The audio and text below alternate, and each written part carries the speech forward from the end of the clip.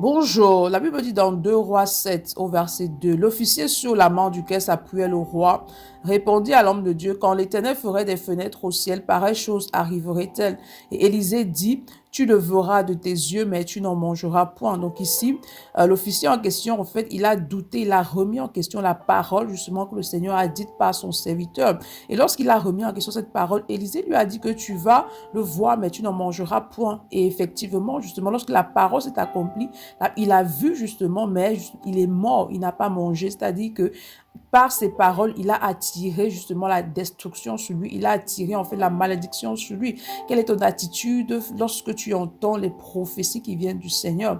Il est important d'éprouver les prophéties, mais tu ne dois pas remettre en question justement le serviteur de Dieu. Tu ne dois pas remettre en question la parole que le Seigneur dit justement par son serviteur. Tu dois éprouver à la lumière de la parole de Dieu. Et lorsque tu as l'assurance que la prophétie justement vient du Seigneur, tu dois croire et t'aligner parfaitement à cette parole-là. Parce que la parole de Dieu est vraie. Lorsque le Seigneur dit une parole, cette parole s'accomplit parfaitement. Aucune parole ne vient de l'Éternel et tombe à terre.